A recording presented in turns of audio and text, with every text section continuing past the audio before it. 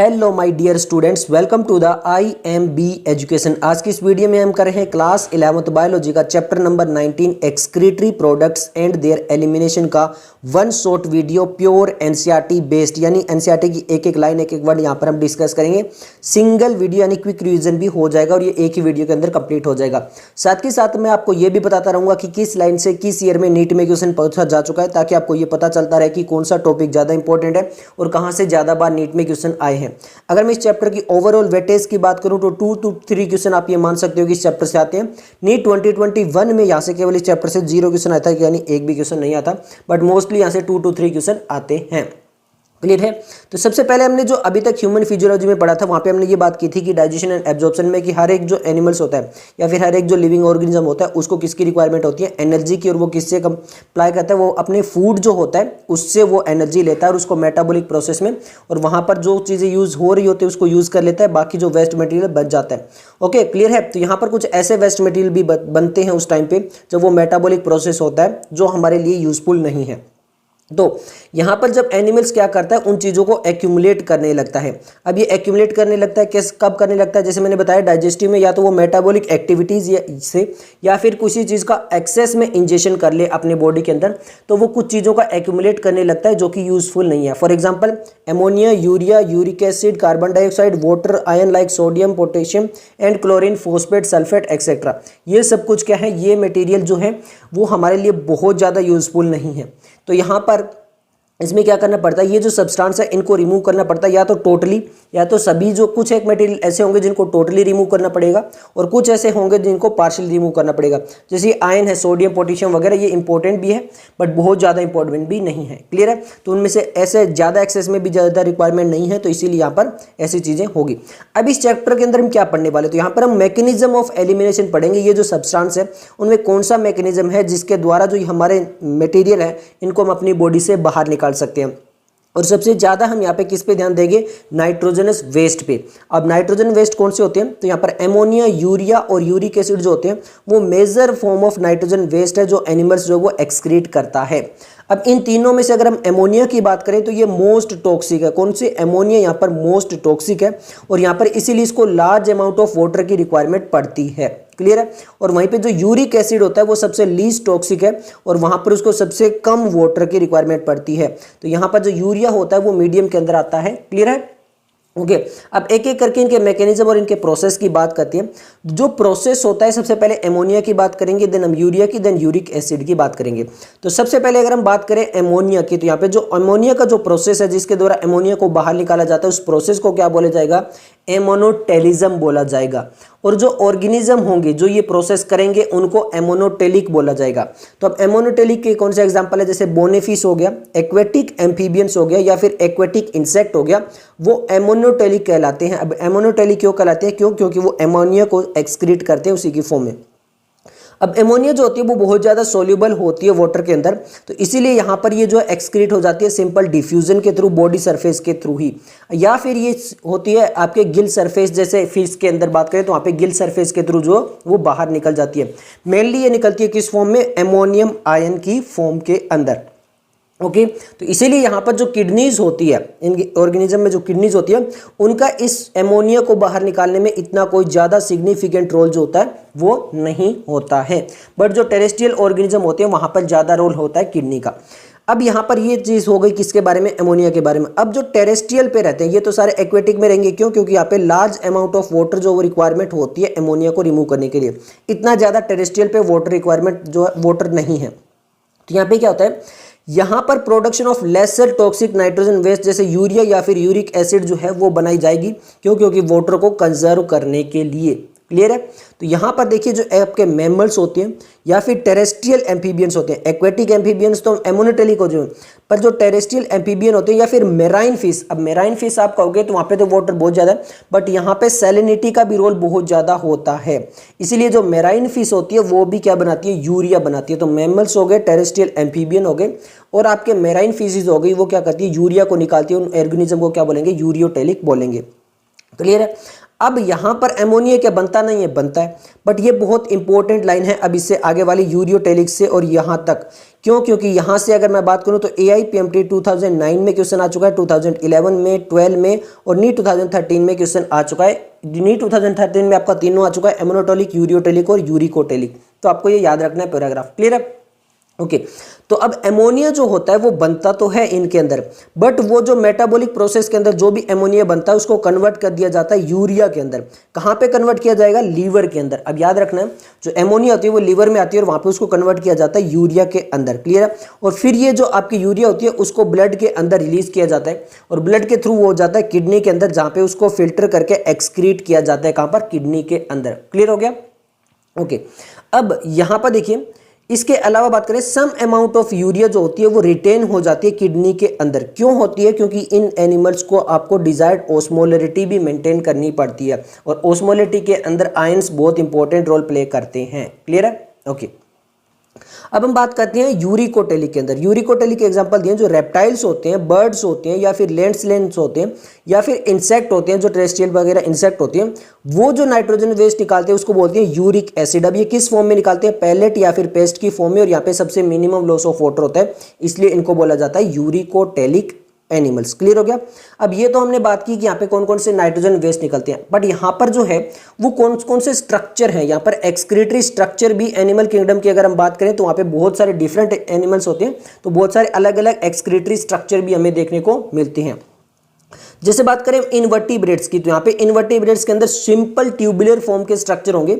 वहीं पर अगर हम वर्टिब्रेट्स की बात करें तो वहाँ पे कॉम्प्लेक्स ट्यूबुलर होंगे, जैसे किडनी वगैरह होते हैं। क्लियर है? अब कुछ एक एग्जांपल दे रखे हैं और यहाँ से आपका नीट 2019 में क्वेश्चन आ चुका है प्रोटोनेफ्रीडिया से। प्रोटोनेफ्रीडिया या फिर फ्लेम सेल्स जो होते हैं वो एक्सक्रीटरी स्ट्रक्चर है किसके अंदर? प्लेटीहेल्मिन्थेस के अंदर, जिसमें हम फ्लैटवर्म भी बोलते हैं, यानी प्लेनेरिया एक एग्जांपल है, एनिमल किंगडम में आप पढ़ लेना। तो प्लेटीहेल्मिन्थेस के अंदर या फिर रोटीफेरस के अंदर या फिर कुछ एक एनालिडा या फिर सिफेलोकोडेटा जिसके अंदर आपका एम्फियोक्सिस आता है, वहां पर जो आपके ऑर्गन होते हैं, एक्सक्रीटरी ऑर्गन होते हैं, उसमें कौन सा होता है? प्रोटोनेफ्रीडिया होता है। जैसे हमारे किडनी होते हैं, इनमें यहाँ पे प्रोटोनेफ्रीडिया होता है। क्लियर है? अब प्रोटोनेफ्रीडिया वही काम करेगा जो किडनी करती है, किसके अंदर? आयोनिक और फ्लूइड वॉल्यूम जो होता है उसको रेगुलेट करती है, यानी ओस्मो रेगुलेशन के अंदर हेल्प करेंगे। उसके बाद आता है नेफ्रीडिया। नेफ्रीडिया भी एक ट्यूबुलर एक्सक्रीटरी स्ट्रक्चर है और ये मिलता है किसके अंदर? अर्थवर्म के अंदर और कुछ अदर एनालिड के अंदर। क्लियर है? नेफ्रीडिया भी सेम काम करता है, कौन सा? नाइट्रोजन वेस्ट को बाहर निकालना और वही आपका जो फ्लूइड और आयनिक बैलेंस यानी ओस्मोलरिटी को मेंटेन करने में। क्लियर है? उसके बाद आता है मेल्फिजियन ट्यूब्यूल्स। अभी हम आगे पढ़ेंगे मेल्फिजियन बॉडी और मेल्फिजियन ट्यूब्यूल और मेल्फिजियन बॉडी में डिफरेंस होता है। तो मेल्फिजियन ट्यूब्यूल्स होता है वो एक्सक्रीटरी स्ट्रक्चर होते हैं सब आपके इंसेक्ट के अंदर, इंक्लूडिंग कॉकरोच। कॉकरोच में भी आपको मेल्फिजियन ट्यूब्यूल्स होता है, चैप्टर नंबर 7 में पढ़ के भी आ चुके हैं। और यहाँ पर ये क्या करते हैं? वही नाइट्रोजन वेस्ट जो होता है और ओस्मो रेगुलेशन इसमें हेल्प करते हैं। इसके अलावा बात करें तो एंटीनल ग्लैंड या फिर जिसको हम ग्रीन ग्लैंड बोलते हैं, ये भी एक्सक्रीटरी फंक्शन किसमें परफॉर्म करते हैं? क्रस्टेशियन लाइक प्रॉन्स के अंदर जो होते हैं वो एंटीनल या फिर ग्रीन ग्लैंड होते हैं जो ये काम करते हैं। अब हम बात करते हैं ह्यूमन एक्सक्रीटरी सिस्टम के बारे में, जो कि इस चैप्टर का सबसे मेन टॉपिक है। क्लियर है? तो ह्यूमन एक्सक्रीटरी सिस्टम किस से बनता है? सबसे पहले ए पेयर ऑफ किडनी यानी 2 किडनी हमें यहाँ मिलती है, ए पेयर ऑफ यूरेटर, यहाँ पे 2 यूरेटर भी होते हैं, और क्लियर एक यूरिनरी ब्लैडर होता है एंड सिंगल क्या होता है? यूरेथ्रा होता है, जो कि यहाँ पे डायग्राम में दिया हुआ है। क्लियर है? इन सबसे मिलकर क्या बनता है? हमारे पास ये ह्यूमन एक्सक्रीटरी सिस्टम बनता है। अब एक बार जो है इस डायग्राम को भी देख लेते हैं। यहाँ पर देखिए इन्फीरियर वेना कावा है। क्लियर है? और यहाँ पर ये हमारे पास दिखाई दे रहे हैं एड्रिनल ग्लैंड, और ये जो दिखाई दे रही है वो क्या दिखाई दे रही है? हमें रीनल आर्टरी दिखाई दे रही है, यानी ये आर्टरी है और ये क्या है? वेना कावा है। क्लियर है? अब यहाँ से जो होता है वो ब्लड आता है किसके अंदर? किडनी के अंदर प्यूरिफाई होने के लिए। क्लियर है? अब यहाँ पर रीनल आर्टरी के पास में रीनल वेन भी दिखाई दे रही है। ये हो गई किडनी। अब किडनी के बाद में हमारे पास जो यहाँ पे नेक्स्ट पोर्शन निकलता है वो यूरेट्रा, फिर यूरिनरी ब्लैडर और यूरेथ्रा। अब किडनी का अगर हम अंदर का सेक्शन देखें तो यहाँ पे हमें कुछ एक रीजन दिखाई देते हैं। जो आउटर रीजन होता है हमेशा उसको कोर्टेक्स बोला जाता है, जो इनर का रीजन होता है मेडुला होता है, चाहे वो कोई भी ऑर्गन हो। क्लियर है? तो यहाँ पर किडनी का आउटर वाला रीजन है वो कोर्टेक्स और इनर वाला मेडुला है, और यहाँ पे होता है हमारे पेल्विस। इस किडनी को डिटेल में आगे वाली जो डायग्राम दिया हुआ है वहां पर हम देखेंगे। क्लियर है? ओके अब यहाँ पर देखिए ध्यान से, ये जो पोर्शन है जहां पर आपके आर्टरीज वगैरह और वेन्स वगैरह और ये सब कुछ एंटर कर रही है किडनी में, इसको हाइलम बोलते हैं। क्लियर है?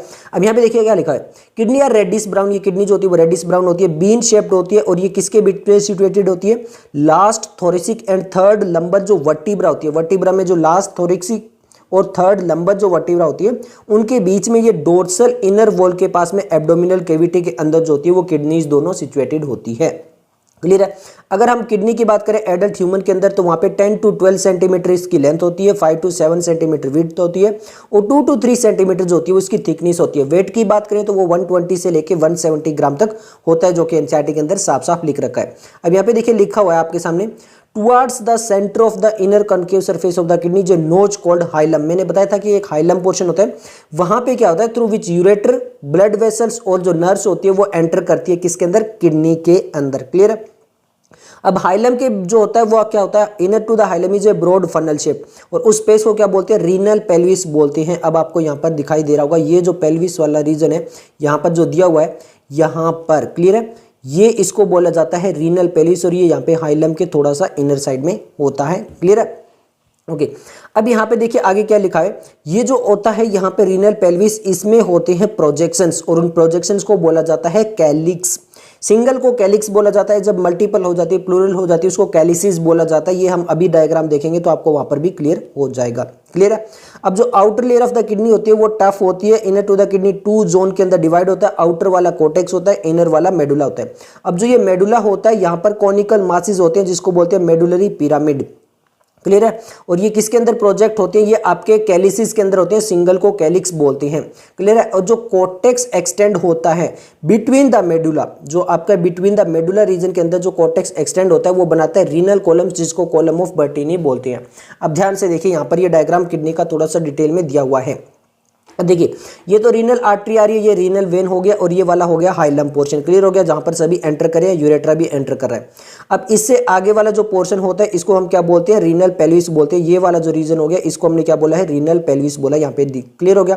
ओके आउटर वाला रीजन जो होता है उसको हमने कोर्टेक्स बोल दिया, और ये जो इनर वाला रीजन होता है उसको मेडुला बोलते हैं। बट मेडुला जो होता है वो इस टाइप से आपका पिरामिड शेप के अंदर होते हैं, और ये ट्रायंगुलर शेप के अंदर होते हैं, इसलिए इनको नाम दिया गया है क्या, मेडुलरी पिरामिड। क्लियर हो गया।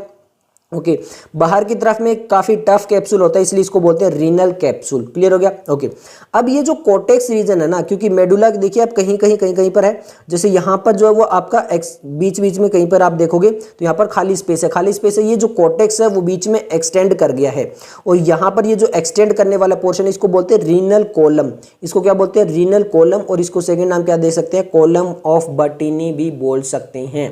क्लियर हो गया। इसको क्या बोल सकते हैं, कॉलम ऑफ बर्टीनी भी बोल सकते हैं। अब ये जो डायग्राम दिया हुआ यहाँ पर 19.1 ये आपका नीट 2013 में क्वेश्चन आ चुका है, ये वाला जो सेक्शन है यहाँ से भी आ चुका है। क्लियर है। डायग्राम देके इस टाइप से पूछा गया था। अब हम बात करते हैं आगे, जो फंक्शनल यूनिट होती है किडनी के अंदर वो क्या होती है। ये तो एक किडनी हो गया कंप्लीट। ओके अब हर एक किडनी के nearly 1 million complex tubular structure होते हैं जिसको बोलते हैं नेफ्रॉन, और ये नेफ्रॉन जो होती है वही फंक्शनल यूनिट होती है। तो किडनी के अंदर फंक्शनल यूनिट कौन सी हो गई, नेफ्रॉन हो गई। क्लियर है। ओके अब ये जो नेफ्रॉन होता है ना इसको 2 पार्ट में डिवाइड करते हैं। कितने पार्ट में डिवाइड करते हैं, 2 पार्ट्स में डिवाइड करते हैं। कौन कौन सा होता है, पहला होता है आपका ग्लोमेरुलस, एंड सेकेंड होता है आपका रीनल ट्यूब्यूल पार्ट। पहला कौन सा होता है, ग्लोमेरुलस, और सेकंड कौन सा होता है, रीनल ट्यूब्यूल पार्ट होता है। सबसे पहले ग्लोमेरुलस की बात करते हैं कि ये क्या चीज होती है। तो जो ग्लोमेरुलस होता है ना, वो जो कैपिलरीज होती है, जो ब्लड कैपिलरीज आती है उससे बनता है। उसके अंदर 2 कैपिलरीज होती है, एक होती है efferent, a fine branch of renal artery, और फिर उसके बाद में जो blood from the glomerulus is carried away by efferent arteriole. अब समझिए, मैं आपको डायग्राम में समझाता हूं। यहाँ पर ये देखिए ये दिया हुआ है ग्लोमेरुलस, जो एक पहला पार्ट होता है किसका, नेफ्रॉन का। अब ये हो गई हमारी एफेरेंट आर्टेरियोल। एफेरेंट आर्टेरियोल क्या करती है, जो ब्लड होती है उसको यहाँ पर आपका नेफ्रॉन तक लेके आता है। उसके बाद में होती है इफेरेंट आर्टेरियोल। इफेरेंट आर्टेरियोल जो होती है वो टेक अवे ब्लड, यहाँ से ब्लड को जो है वो वापिस लेके जाती है। क्लियर है।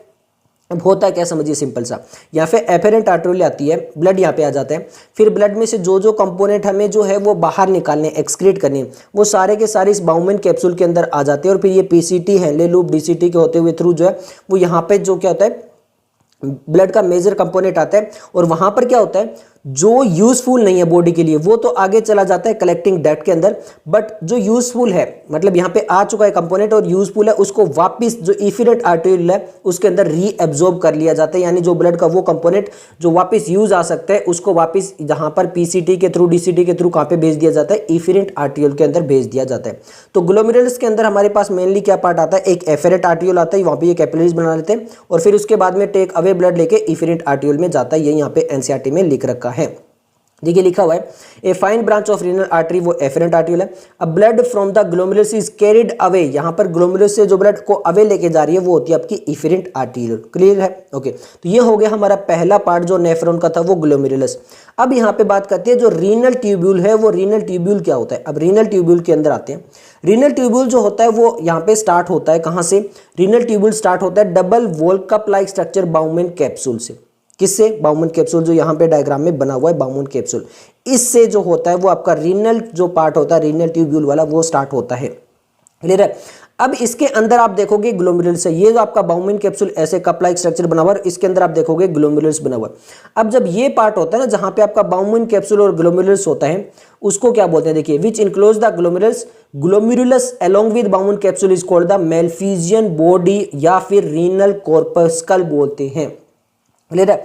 इन दोनों को बाउमेन कैप्सूल प्लस ग्लोमेरुलस को क्या बोला जाता है, इनको बोला जाता है मेलफिजियन बॉडी। अब ध्यान रखना मेलफिजियन ट्यूब्यूल्स तो हमने इंसेक्ट में पढ़ी थी, कॉकरोच के अंदर जो किडनी की तरह वहां पे वर्क करता है, बट मेलफिजियन बॉडी जो होती है वो नेफ्रॉन में होती है, बाउमेन कैप्सूल प्लस ग्लोमेरुलस को मिलाकर बनती है और मेलफिजियन बॉडी को रीनल कॉर्पस्कल भी बोला जाता है।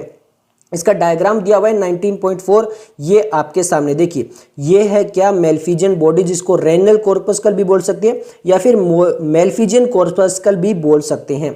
अब यहाँ पर देखिए क्या बना हुआ है, ये आ गई हमारी एफेरेंट आर्टरी। क्लियर है? यहाँ पे डिवाइड हो गई स्मॉल कैपिलरीज के अंदर और ज्यादा। क्लियर है? और यहाँ पे इफिरेंट आर्टरी चला गया, ये हो गया ग्लोमेरुलस पार्ट और ये हो गया हमारा बाउमेन कैप्सूल जो हमें ब्लू कलर में और ग्रीन कलर में दिखाई दे रहा है। तो ये हो गया, इन दोनों को मिलाकर क्या बोल दिया हमने, मेलफिजियन बॉडी बोल दिया। क्लियर हो गया आपको मेलफिजियन बॉडी क्या होगी? ओके, उसके बाद में जो बाउमेन कैप्सूल के बाद में जो ट्यूब्यूल पार्ट होता है वहां पर सबसे पहले हाईली कोइल्ड नेटवर्क आता है जिसको बोलते हैं प्रोक्सिमल कन्वोल्यूटिव ट्यूब्यूल यानी पीसीटी। इसके अंदर कौन से सेल्स होते हैं, चैप्टर नंबर 7 वाला आपको याद होना चाहिए। उसके बाद पीसीटी के बाद में नेक्स्ट एक हेयर पिन शेप्ड स्ट्रक्चर आता है जिसको बोलते हैं हेनले लूप। ये नेक्स्ट पार्ट होता है। यहाँ पे दो होती है, एक होती है डिसेंडिंग लिम्फ और एक होती है असेंडिंग लिम्फ। क्लियर है? उसके बाद में जो ये आपकी असेंडिंग लिम्फ होती है वो कंटिन्यू करती है एक another highly coiled tubular region जिसको बोलते हैं DCT, that is distal convolutive tubule. Clear हो गई? ओके, और फिर ये जो डीसीटी होती है वो बहुत सारे नेफ्रॉन की ओपन होती है कलेक्टिंग डक्ट के अंदर। कलेक्टिंग ट्यूब्यूल नहीं है, कलेक्टिंग डक्ट है, ये भी आपको याद रखना है। और many of which converge and open into the renal pelvis, और ये सारी जो कलेक्टिंग डक्ट होती है वो ओपन होती है किसके अंदर, रीनल पेल्विस के अंदर। किसके थ्रू? मेडुलरी पिरामिड के थ्रू इनटू द कैलिक्स। अब यहाँ पर आपको दिखाई दे रहा होगा, यहाँ पर देखिए मैं बताता हूँ। जो कलेक्टिंग डक्ट्स होती है वो क्या होती है, यहाँ पर आपके कैलिक्स से होते हुए मेलफिजियन जो आपका मेडुलरी पिरामिड है यहाँ से होते हुए कहाँ पर ओपन होगी, यहाँ पर ओपन हो जाएगी। कौन सा रीजन? रीनल पेल्विस के अंदर। ये इन्होंने बताया है। अब ये डायग्राम हम आपकी एक बार और देख लेते हैं। यहाँ पर देखिए ये आपका ग्लोमेरुलस वाला पार्ट तो आपको क्लियर हो गया। यहाँ पे स्टार्ट होता है आपका बाउमेन कैप्सूल। बाउमेन कैप्सूल के बाद में जो हाईली कोइल्ड पोर्शन आता है वो आता है पीसीटी। पीसीटी के बाद में आता है आपका हेनले लूप। हेनले लूप में देखिए पीसीटी से ये ऐसे आ रहा है, सबसे पहले जो आती है वो आती है डिसेंडिंग लिम्फ। डिसेंडिंग लिम्फ में यानी आपका ब्लड पहले नीचे जाता है फिर उसके बाद वापस अप साइड में आता है, जिसको बोलते हैं असेंडिंग लिम्फ। तो ये हो गए हेनले लूप के पार्ट। उसके बाद में नेक्स्ट आता है DCT, that is distal convolutive tubule.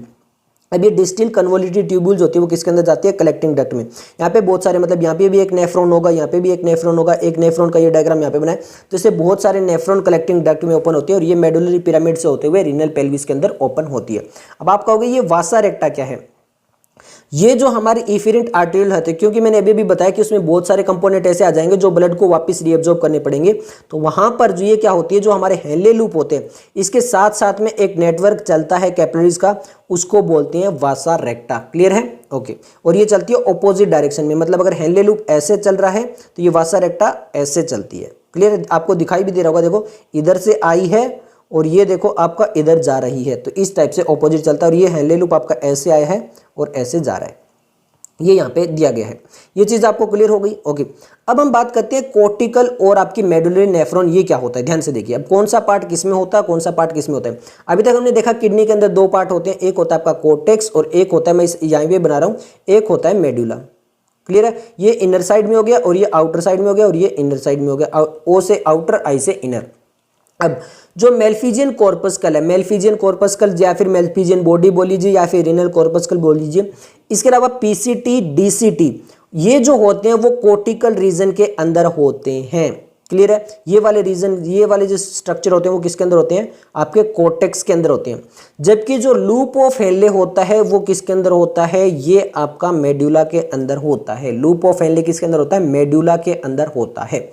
इस बेस पे आपका जो आपका नेफ्रॉन होता है उसको टू पार्ट्स में डिवाइड किया गया है, एक को बोलते हैं कोर्टिकल नेफ्रॉन, एक को बोलते हैं मेडुलरी नेफ्रॉन। अब ये क्या होता है देखो, मेजोरिटी मतलब ज्यादा जो नेफ्रॉन होते हैं, in majority of the nephron के अंदर क्या होता है, जो लूप ऑफ हेनले होता है वो बहुत ही शॉर्ट होता है और एक्सटेंड करता है very little into the medulla. अब मैं आपको बता रहा हूं, मान लीजिए ये हमारा हो गया कोर्टेक्स और ये हो गया हमारा मेडुला। अब ये नेफ्रॉन का बाकी सारा पार्ट यहाँ पर है और ये आपका हेनले लूप आया और ये इधर से डीसीटी आ गया। क्लियर है, तो यहाँ पर हेनले लूप जो है, ये हमारा हेनले लूप जो है, ये क्या है, बहुत ही कम पार्ट जो वो मेडुला के अंदर है, तो इसको हम बोलते हैं क्या, कोर्टिकल नेफ्रॉन। वहीं पे दूसरा अगर मैं नेफ्रॉन बनाऊं, ये हमारा पहला नंबर हो गया, वहीं पे अगर मैं सेकंड बनाऊं तो यहाँ पर ये बाकी रीजन हो गए और इसमें ऐसे चल रहा है मेडुला। अब ये हेनले लूप ऐसे चल रहा है। अब ये हेनले लूप देखिए, यहाँ पर जो हेनले लूप है वो कितना ज्यादा डीप है मेडुला के अंदर, तो इसको बोल देते हैं मेडुलरी नेफ्रॉन और कुछ नहीं है। देखिए यहाँ पे लिखा हुआ है, इन मेजोरिटी ऑफ द, यहाँ पे लूप ऑफ हेनले काफी शॉर्ट होता है और extend to very little into the medulla, बहुत ही कम होता है, लिटिल बहुत ही कम होता है, इसलिए उसको बोलते हैं क्या, कोर्टिकल नेफ्रॉन। जबकि कुछ एक नेफ्रॉन के अंदर क्या होता है, जो लूप ऑफ हेनले होता है वो बहुत लॉन्ग होता है और डीप होता है मेडुला के अंदर, उस नेफ्रॉन को बोला जाता है मेडुलरी नेफ्रॉन। क्लियर हो गया। ओके, अब मैंने जो आपको वासा रेक्टा के बारे में बताया था वही है। यहाँ पर देखिए क्या होता है, जो इफेरेंट आर्टरियल होती है वो आपकी ग्लोमेरुल्स के निकलने के बाद में फाइन कैपिलरी नेटवर्क, जो रीनल ट्यूब्यूल होता है, पीसीटी, डीसीटी, हेनले लूप, इनके बाहर चली जाती है। क्यों, क्योंकि वहां से उसको जो ब्लड का कंपोनेंट है वो वापस रीअब्जॉर्ब करना है, जिसको बोला जाता है पेरीट्यूबुलर कैपिलरीज। ये पूरा जो नेटवर्क होता है इसको क्या बोला जाता है, पेरीट्यूबुलर कैपिलरीज बोला जाता है। उसी पेरीट्यूबुलर कैपिलरीज में से एक माइन्यूट वेसल्स होती है जो आपकी पैरेलल चलती है हेनले लूप के और फॉर्मिंग ए यू शेप्ड वासा रेक्टा, और वो क्या बनाती है, यू शेप्ड वासा रेक्टा बनाती है। क्लियर है, और ये जो वासा रेक्टा होती है ये एब्सेंट या फिर हाईली रिड्यूस्ड होती है कोर्टिकल नेफ्रॉन के अंदर। क्यों, क्योंकि कोर्टिकल नेफ्रॉन के अंदर जो होता है वो हेनले लूप ज़्यादा लॉन्ग नहीं होता है और मेडुला में बहुत ही कम होता है, इसीलिए वासा रेक्टा जो होती है या तो वो कोर्टिकल नेफ्रॉन के अंदर होती नहीं है या फिर होती है तो बहुत ही रिड्यूस पोर्शन में होती है। ओके, नेक्स्ट हम बात करते हैं यूरिन फॉर्मेशन की। तो यूरिन फॉर्मेशन के अंदर जो होते हैं वो थ्री मेन प्रोसेस होते हैं। फर्स्ट होता है हमारा ग्लोमेरुलर फिल्ट्रेशन, सेकंड होता है रीएब्जॉर्प्शन एंड थर्ड होता है सीक्रेशन। क्लियर हो गया। कितने प्रोसेस होते हैं, मेनली तीन प्रोसेस होते हैं। फर्स्ट होता है ग्लोमेरुलर फिल्ट्रेशन, सेकंड होता है रीअब्जॉर्प्शन एंड थर्ड होता है सीक्रेशन।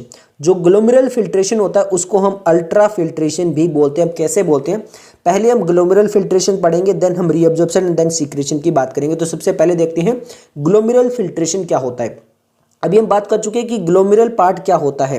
क्लियर है, ग्लोमेरुलर पार्ट क्या होता है, जो एफेरेंट आर्ट्रियोल आती है और वो कैपिलरीज में डिवाइड हो जाती है किसके अंदर, बाउमेन कैप्सूल के अंदर, जिसको हमने मेल्फिजियन बॉडी भी बोला है, वही हमारा क्या कहलाता है, ग्लोमेरुलर पार्ट भी कहलाता है। तो वहीं पे जो फिल्ट्रेशन होगा उसको बोलेंगे ग्लोमेरुलर फिल्ट्रेशन। देखिए लिखा है फर्स्ट स्टेप के अंदर क्या होता है, filtration of blood which is carried out by the glomerulus. ये किसके द्वारा किया जाता है, ग्लोमेरुलस के द्वारा किया जाता है, इसीलिए इसको क्या बोला जाता है, ग्लोमेरुलर फिल्ट्रेशन बोला जाता है।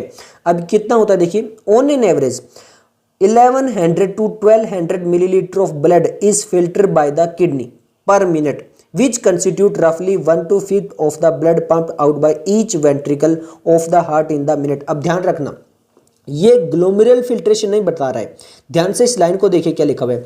ऑन एन एवरेज, एवरेज जो है वो 1100 to 1200 मिलीलीटर जो है वो ब्लड फिल्टर किया जाता है किडनी के द्वारा। ये ग्लोमेरुलर फिल्ट्रेशन रेट नहीं है, उसको तो हम बोलेंगे GFR, that is glomerular filtration rate. अब रेट कहीं पे आता है वो मतलब अपॉन में टाइम को जब हम कंपेयर करें, वो इसकी बात नहीं कर रहा है, ये 1100 to 1200 मिलीलीटर किडनी की बात कर रहा है कि वहां पे फिल्टर हो जाता है हर एक मिनट में, जो कि 1/5 पार्ट है जो कि ब्लड पंप किया जाता है ईच वेंट्रिकल। लास्ट चैप्टर में हमने पढ़ा भी था कि एक वेंट्रिकल जो होता है वो 1 मिनट में अप्रोक्सीमेटली 5 लीटर जो वो ब्लड को पंप करता है, वही यहाँ पे बताया गया। क्लियर है।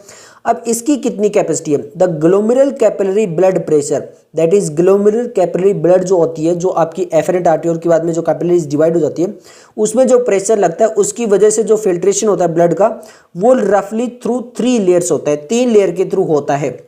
सेम वैसा ही जैसा हमने एल्वियोलाई के अंदर पढ़ा था। एक तो एल्वियोलर मेम्ब्रेन थी, एक ब्लड कैपिलरीज की मेम्ब्रेन थी और उनके बीच में बेसमेंट सब्सटेंस था। बट यहाँ पे थोड़ा सा उल्टा है। यहाँ पे क्या है देखिए, मैं बताता हूँ आपको क्या होगा। यहाँ पर जो ये हमारी ब्लड कैपिलरीज है, एक तो इसकी लेयर आएगी, एक यहाँ पर ये जो बाउमन कैप्सूल है, यहाँ पर ये बाउमन कैप्सूल की लेयर आएगी, और ये किसकी आ गई? आपकी कैपिलरी की लेयर आ गई, ब्लड कैपिलरी की। अब इनके बीच में जो सब्सटेंस होगा उसको क्या बोल देंगे? बेसमेंट सब्सटेंस होगा। तो यहाँ पर भी ये 3 लेयर होगी, एक बाउमन की, एक बेसमेंट सब्सटेंस और एक ब्लड कैपिलरी। तो सेम यहाँ पर दिया हुआ, देखिए पहली लेयर दी है बाउमन कैप्सूल के बारे में। फर्स्ट लेयर होगी the endothelium of glomerular blood vessel, पहली endothelium of glomerular blood vessels होगी। सेकंड कौन सी होगी? The epithelium of Bowman capsule होगी। एंड थर्ड कौन सी होगी? The basement membrane between these 2 layer. Clear हो गया? यही मैंने आपको बताया था कि यहाँ पर सेम एल्वियोलाई की तरह 3 होगा। एक तो जो ग्लोमेरुलर ब्लड प्रेशर है उसकी एंडोथीलियम होगी, सेकंड क्या हो गया? एपिथीलियम होगी बाउमन कैप्सूल की, और थर्ड क्या हो गया? Basement membrane between these 2। Clear हो गया? ओके। अब ये जो हमारी एपिथीलियम होती है बाउमन कैप्सूल की, इसको बोला जाता है पोडोसाइट। अब यहां से AIPMT 2011 और नीट 2019 में क्वेश्चन आ चुका है, ध्यान से देखना क्या बोला गया। जो हमारी एपिथीलियम है बाउमन कैप्सूल की, उसको क्या बोलते हैं? पोडोसाइट बोलते हैं। अब ये कैसे अरेंज होती है? ये एक इंट्रिकेट मैनर में अरेंज होती है, क्योंकि इसमें बीच में कुछ माइन्यूट स्पेस प्रेजेंट होता है। जैसे मान लीजिए मैं आपको बता रहा हूँ, ये हमारे पास ऐसी, ये हमने बना दिया किसको? बाउमन कैप्सूल को। ये बाउमन कैप्सूल हो गया, ये इसकी एपिथेलियम लेयर होगी। अब यहाँ पे ये आपको छोटे छोटे स्पेस दिखाई दे रहे होंगे। ये स्पेस जो होते हैं इनको बोला जाता है फिल्ट्रेशन स्लिट या फिर स्लिट पोर। ये जो स्पेस होते हैं इनको क्या बोला जाता है? फिल्ट्रेशन स्लिट्स या फिर क्या बोला जाता है? स्लिट पोर बोला जाता है। और ये किस में होती है? पोडोसाइट में। और ये पोडोसाइट क्या होती है? एपिथेलियम सेल्स होती है बाउमन कैप्सूल की। क्लियर हो गया? यहाँ से 2011 नीट 2019 में क्वेश्चन आ चुका है, याद रखना है। अब यहाँ पे जो ब्लड होता है वो finally through these membrane pass out होता है। Almost all constitute of the plasma, यानी प्लाज्मा के अंदर जो भी चीजें हैं वो फिल्टर हो जाती है एक्सेप्ट प्रोटीन। बस प्रोटीन जो होता है, जो मेजर प्रोटीन होता है, वो बाउमन कैप्सूल के अंदर नहीं चला जाता। बाकी सारी चीजें जो प्लाज्मा की होती है वो ल्यूमन में चली जाती है बाउमन कैप्सूल के अंदर। और इसीलिए इसको बोला जाता है अल्ट्रा फिल्ट्रेशन। ग्लोमेरुलर फिल्ट्रेशन को इसीलिए क्या बोला जाता है? अल्ट्रा फिल्ट्रेशन बोला जाता है। अब आपको समझ में आ चुका होगा। अब जो फिल्टर हो रहा था किडनी के द्वारा, वो तो आपको पता है कि 1100 टू 1200 मिलीलीटर किडनी की बात कर रहे थे वो पर मिनट। बट एक्चुअल में जो यहाँ पर हमने बात की है कि ये जो ग्लोमेरुलर फिल्ट्रेशन होता है ये कितना होता है, तो amount of filtration form by the kidney पर minute is called glomerular filtration rate. यहाँ पे जो फिल्टर हो रहा है वो होता है ग्लोमेरुलर फिल्ट्रेशन रेट। रेट आपको समझ में आ गया, अपॉन में टाइम लगा दिया।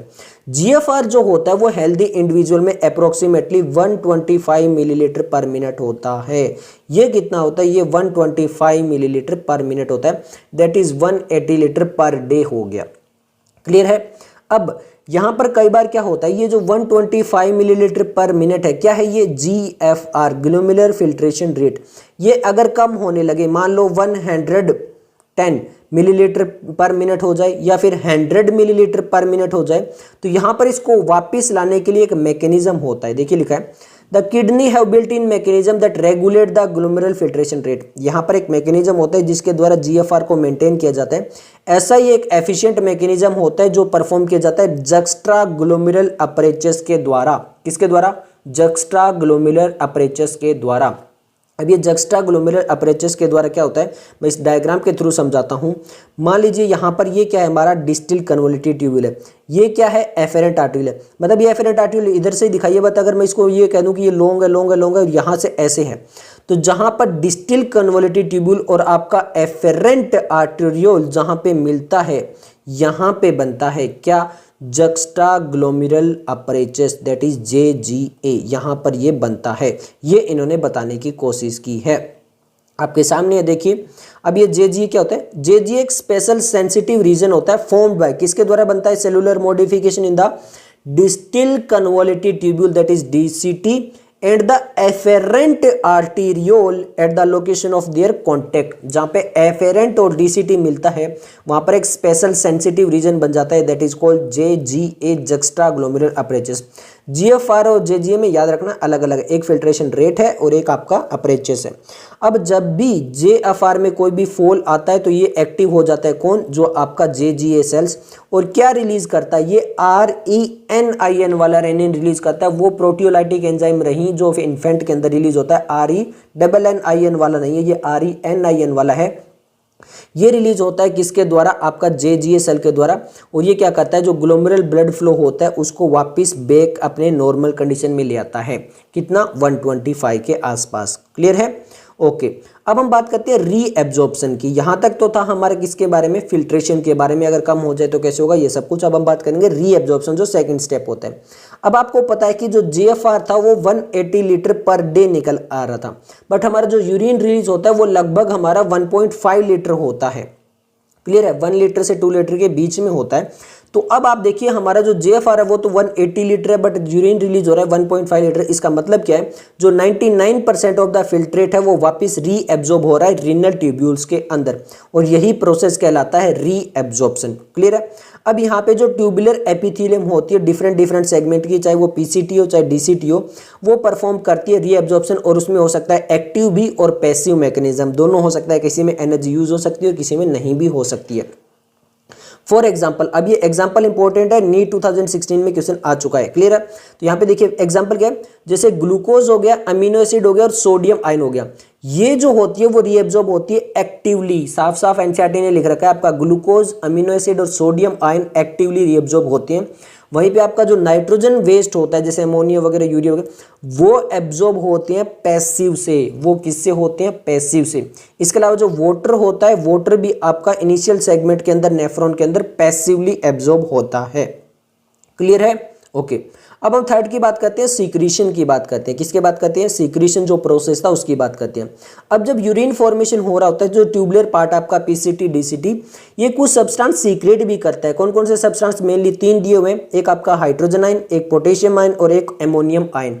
ये 3 आयन सीक्रीशन भी किए जाते हैं। अब ये सीक्रेट क्यों कर रहा है, क्योंकि यहाँ पर ये बहुत इंपॉर्टेंट रोल प्ले करती है यूरिन फॉर्मेशन पे। इसके अलावा जो आयोनिक और एसिड बेस बैलेंस है वो भी बॉडी फ्लूइड का बनाए रखने के लिए, और यहाँ से आपका 2015 में क्वेश्चन आ चुका है सीक्रीशन वाली लाइन से। क्लियर है, ओके। अब हम बात करते हैं फंक्शन ऑफ द ट्यूब्यूल। इसमें हम तीनों जो जितने भी ट्यूब्यूल्स थे जिसके अंदर proximal convoluted tube, PCT, Henle loop, DCT और कलेक्टिंग डक्ट के बारे में बात करेंगे। अब पीसीटी सबसे पहले देखते हैं, काफी इंपॉर्टेंट है। कितनी इंपॉर्टेंट है, 2012 में, 2015 में, 16 में और उसके बाद में 2019 में क्वेश्चन आ चुका है। क्लियर है, तो पहले पीसीटी देखते हैं। पीसीटी जो होता है वहां पर simple cuboidal brush border epithelium होती है। इसकी वजह से वहां पे सरफेस एरिया जो होता है वो इंक्रीज हो जाता है, किसके लिए, रीएब्जॉर्प्शन के लिए।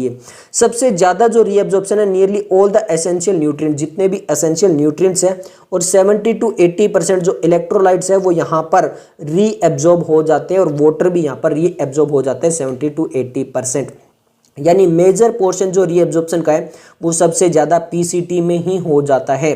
इसके अलावा जो पीसीटी होती है वो हेल्प करती है आपका पीएच और आयोनिक बैलेंस को मेंटेन करने में। क्यों, क्योंकि अभी जो बताया था हाइड्रोजन आयन और एमोनियम और पोटेशियम आयन जो होता है उनको सीक्रेट किया जाता है और वहां पे एब्जॉर्ब कर लिया जाता है आपका बाइकार्बोनेट आयन, जो बाइकार्बोनेट आयन है उसको एब्जॉर्ब कर लिया जाता है, और हाइड्रोजन, एमोनियम आयन और पोटेशियम आयन जो है उनको क्या कर लिया जाता है, सीक्रेट किया जाता है। और ये सेलेक्टिव सीक्रेट होता है, ऐसा नहीं है सारे हाइड्रोजन आयन सीक्रेट कर देगा, सारे एमोनियम आयन और सारे पोटेशियम, ऐसा नहीं होता है।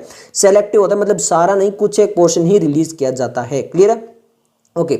नेक्स्ट हम बात करते हैं हेनले लूप की। अब हेनले लूप कितना इंपॉर्टेंट है, यहां से 2010 में, 2011 में, 2017 में और 2019 में क्वेश्चन आ चुका है, तो ये भी काफी इंपॉर्टेंट होने वाला है। क्लियर है, अब यहां पर जो रीएब्जॉर्प्शन होता है वो सबसे कम होता है। इसके में 2 लूप पढ़ी थी हमने, एक असेंडिंग और एक डिसेंडिंग। सबसे पहले डिसेंडिंग लिंप आती है और फिर असेंडिंग लिंप आती है। तो जो आपकी असेंडिंग लिंप होता है वहां पे रीएब्जॉर्प्शन सबसे कम होता है हेनले लूप में। क्लियर है, बट ये जो आपका असेंडिंग लिंप है ये एक सिग्निफिकेंट रोल प्ले करता है। किसमें प्ले करता है, to maintain the high osmolality of medullary interstitial fluid.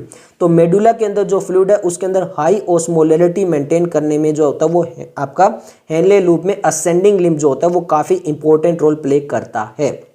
Clear है। अब यहाँ पर आपकी दो लिंब होती है, एक असेंडिंग और एक डिसेंडिंग। अब यहीं से आपका सबसे ज्यादा क्वेश्चन आया हुआ है, देखिए क्या लिखा है, जो descending lip of loop of Henley होती है वो परमिएबल होती है वाटर के लिए, यानी वो वाटर को तो जो बाहर जाने देगी, बट ऑलमोस्ट इम्परमिएबल होती है इलेक्ट्रोलाइट के लिए। अब इसको याद करने का तरीका है डाई, DIE। डी से हो गया आपका डिसेंडिंग लिम्ब, आई से हो गया आपका इम्परमिएबल और ई से हो गया आपका इलेक्ट्रोलाइट। अगर आपको ये याद रह गया तो बाकी सारे इसके ऑपोजिट करते जाइए। कैसे? अगर इलेक्ट्रोलाइट के लिए इम्परमिएबल है तो वाटर के लिए परमिएबल है। अब डिसेंडिंग वाली इलेक्ट्रोलाइट के अगर लिए इम्परमिएबल है तो असेंडिंग वाली ऑपोजिट हो जाएगी, असेंडिंग वाली इलेक्ट्रोलाइट के लिए आपकी परमिएबल हो जाएगी और वाटर के लिए इम्परमिएबल हो जाएगी। क्लियर है।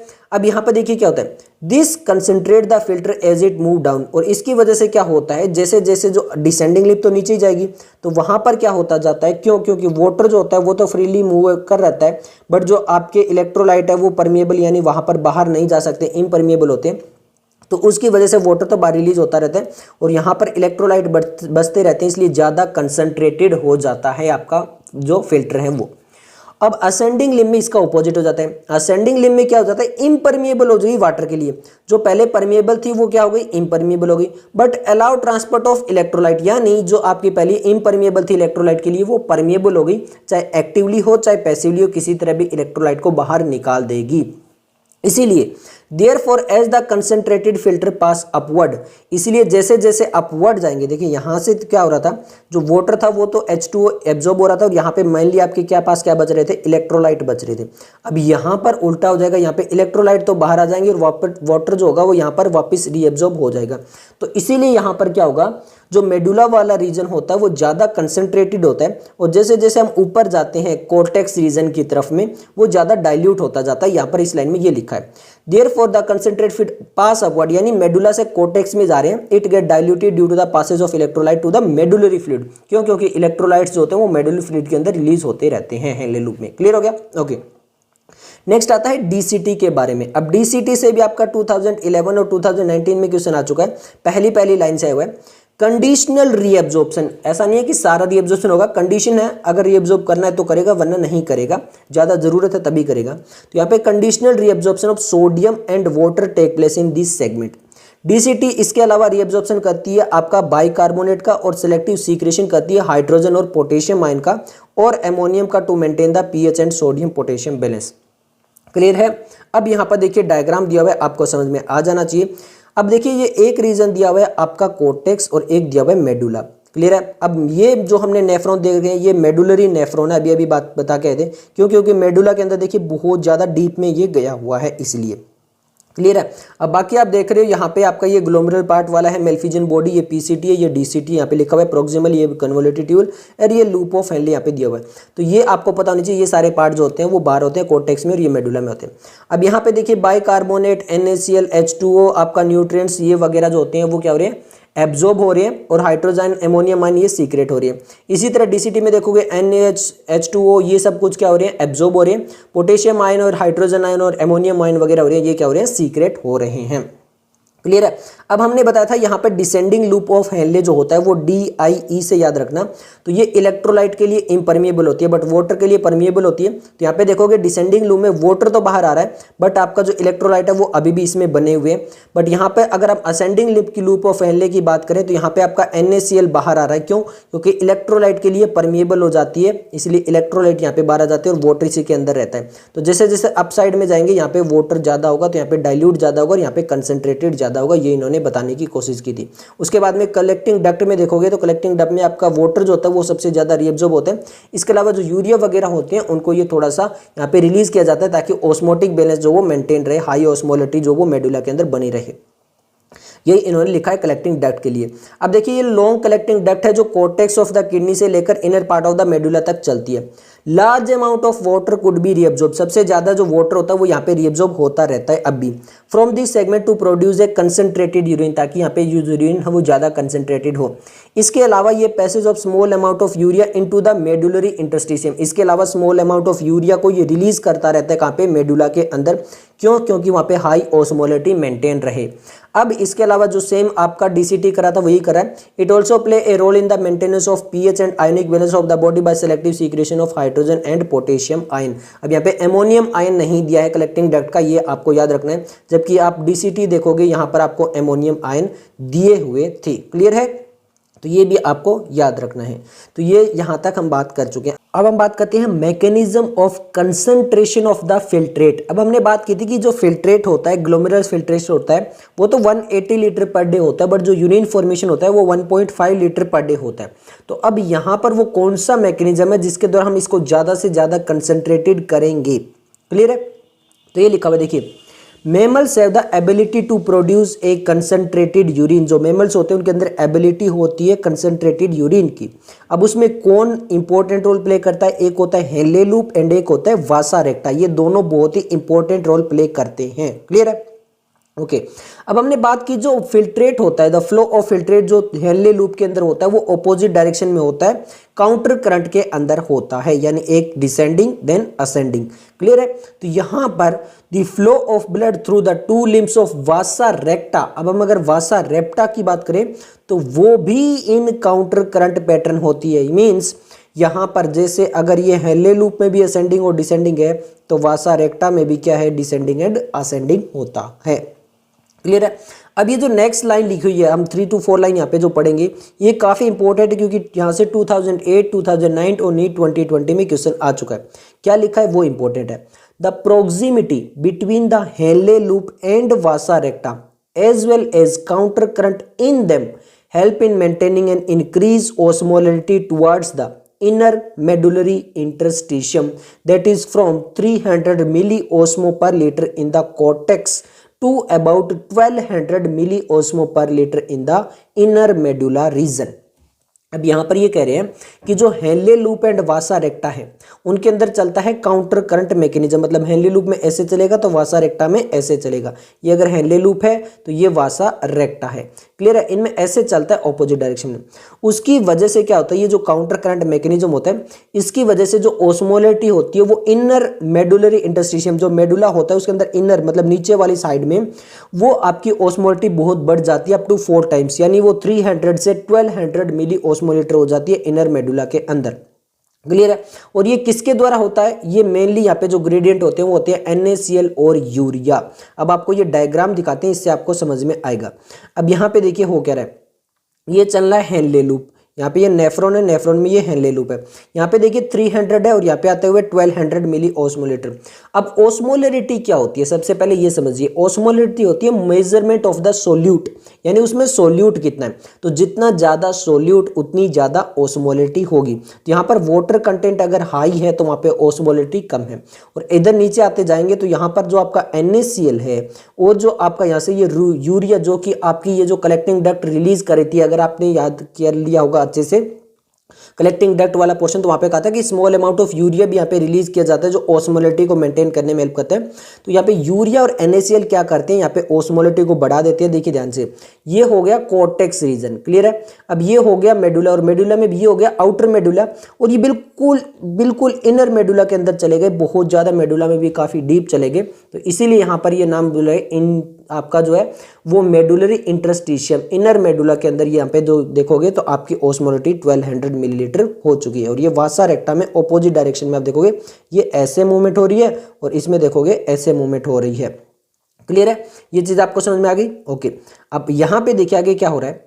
NaCl is transported by the ascending lip of Henle of loop which is exchange with the descending loop of वासा रेक्टा। ये बहुत इंपॉर्टेंट है। देखिए क्या हो रहा है, आपको डायग्राम से फिर समझाते हैं।